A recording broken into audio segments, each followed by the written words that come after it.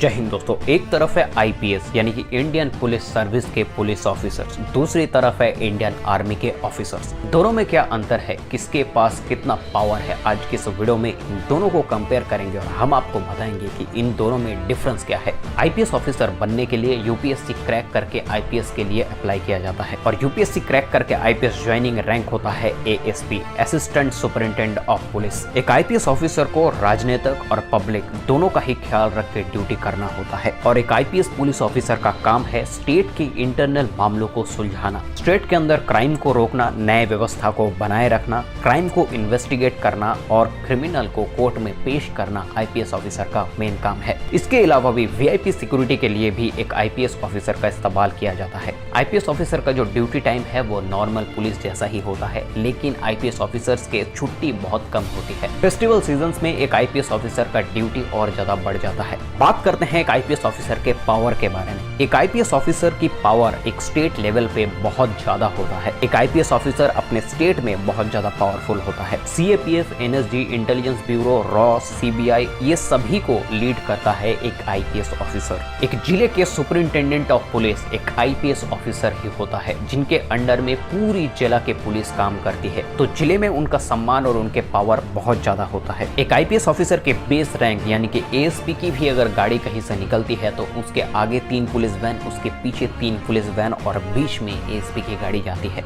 IPS officers को अच्छे quarter की फैसिलिटी, मेडिकल की फैसिलिटी, अपने पर्सनल कार की फैसिलिटी दिया जाता है। लेकिन एक आईपीएस ऑफिसर को अपने ड्यूटी के दौरान बहुत ज्यादा टेंशन और प्रेशर भी हैंडल करना होता है। डिस्ट्रिक्ट में पीस को मेंटेन करना उनका काम है, दूसरी तरफ राजनीतिक का प्रेशर भी उनके ऊपर रहता है। दिल्ली को छोड़कर के भारत के लगभग सभी राज्य के पुलिस उसी राज्य के चीफ मिनिस्टर के अंडर में आता है और उसी राज्य के चीफ मिनिस्टर के रूलिंग पार्टी के एमएलए, एमपीज अगर चाहे तो एक आईपीएस ऑफिसर के ऊपर दबाव बना सकता है। देखिए, ये जनरली तो इलीगल है। आईपीएस ऑफिसर की कुछ दायरे होते हैं, वो उन दायरे के अंदर में ही काम करता है। कुछ लॉज होती है, उन लॉज के अंडर में ही काम करता है। लेकिन एक राजनीतिक आईपीएस ऑफिसर के ऊपर प्रेशर बना सकता है और एक आईपीएस ऑफिसर को बहुत ज्यादा प्रेशर भी झेलना होता है, क्योंकि एक जिले की पावर जब एसपी के हाथ में होता है तो जिले में कहीं पर भी कुछ मर्डर हो रहा है, कुछ भी क्राइम हो रहा है, तो ऊपर चलते चलते दबाव एसपी के ऊपर ही आता है, जवाब ऊपर एसपी को ही देना है। तो इसीलिए आईपीएस ऑफिसर में टेंशन बहुत ज्यादा है, लेकिन फैसिलिटीज भी उतना ही ज्यादा है, पावर भी उतना ही ज्यादा है। अब बात करते हैं हमारे देश के उन लेजेंडरी देशभक्तों के बारे में जो भारतीय सेना के नाम से जाने जाते हैं, Indian army. Indian army national defence academy और उसके बाद इंडियन मिलिट्री एकेडमी और ऑफिसर्स ट्रेनिंग एकेडमी क्रॉस करके ज्वाइन किया जाता है। इंडियन आर्मी की ट्रेनिंग आईपीएस ऑफिसर से बहुत ज्यादा हार्ड होता है और इंडियन आर्मी में जब एक लड़का कमीशन होता है तो वो लेफ्टिनेंट रैंक में कमीशन होता है। एक आईपीएस ऑफिसर और लेफ्टिनेंट की सैलरी लगभग सेम होती है, लेकिन इंडियन आर्मी में कुछ ऐसे फैसिलिटीज हैं जो आपको ज्यादा मिलते हैं, जैसे कि कैंटीन की फैसिलिटी, आर्मी स्कूल की फैसिलिटी, आर्मी हॉस्पिटल्स की फैसिलिटी। ये सारी चीजें आर्मी फैमिलीज के लिए ही रिजर्व्ड है। इंडियन आर्मी के सोल्जर्स का मेन काम होता है युद्धकालीन परिस्थिति में इस देश को बाहरी दुश्मनों से सुरक्षा प्रदान करना। देश के अंदर घटित होने वाली क्राइम को सुलझाने के लिए पुलिस है, लेकिन देश को बाहरी दुश्मनों से रोकने के लिए या फिर बाहरी दुश्मनों से लड़ने के लिए इंडियन आर्मी है। काउंटर टेररिज्म ऑपरेशन और युद्धकालीन परिस्थिति में इंडियन आर्मी को फ्रंट फुट में भेजा जाता है। इंडियन आर्मी इस देश का लास्ट लाइन ऑफ डिफेंस है। इंडियन आर्मी अगर खत्म हो गया तो पूरा देश खत्म हो जाएगा। अब बात करते हैं कि इंडियन आर्मी ऑफिसर का पावर की, क्योंकि इंडियन आर्मी एक अलग ही तरीके का जॉब है दोस्त। ये एक अलग रुतबा है, ये देशभक्तों का जॉब है। यहाँ पर जाने के बाद आप अपने काम को नहीं कर रहे हैं, आप अपने जान तक कुर्बान करने से पहले दोबारा नहीं सोचेंगे कि इस देश के लिए,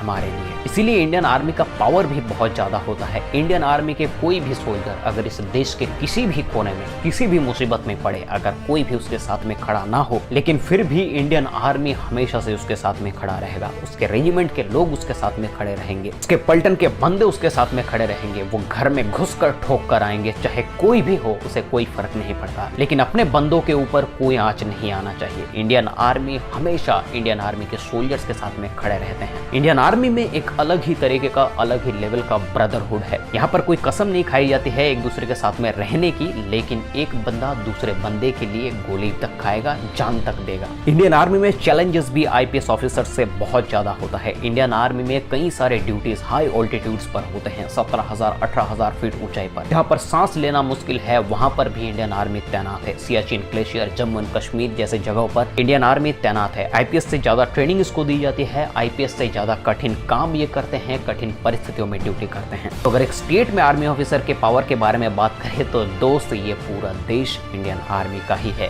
वो है तो हम है। ये पूरा देश उनका है और पूरे देश के लोग उनके साथ में खड़े हैं। इसीलिए उनको किसी भी तरह के पॉलिटिकल पावर की जरूरत नहीं है, क्योंकि भारत की जनता उसके साथ में खड़ा है। तो एक आईपीएस ऑफिसर को जहां पर राजनीतिक प्रेशर के साथ साथ में टेंशन और पूरे जिले की सुरक्षा का ध्यान रखना पड़ता है, वहीं पर एक इंडियन आर्मी का ऑफिसर को अपने सीनियर के ऑर्डर्स के साथ साथ में इस पूरे देश का ध्यान रखना होता है। सुपरिंटेंडेंट ऑफ पुलिस की पावर एक जिले में या फिर एक स्टेट में ही फैला हुआ है, लेकिन भारतीय सेना के ऑफिसर्स की पावर इस पूरे देश में फैला हुआ है। कोई भी पार्टी के राजनीतिक लीडर या फिर नेता एक आर्मी ऑफिसर के ऊपर किसी भी तरह का दबाव नहीं डाल सकता। आशा करता हूं आप आईपीएस ऑफिसर और आर्मी के बीच में क्या अंतर है ये समझ चुके होंगे। इन दोनों में कौन बेहतर है शायद आपको बताने की जरूरत नहीं है। कौन इस देश के लिए लड़ता है शायद वो भी बताने की जरूरत नहीं है। इंडियन डिफेंस रिलेटेड इसी तरह के वीडियोस आगे देखने के लिए एन डिफेंस यूट्यूब चैनल को सब्सक्राइब करके बेल नोटिफिकेशन को प्रेस कर दीजिए। मिलते हैं आपसे अगले वीडियो में, तब तक के लिए जय हिंद, जय भारत।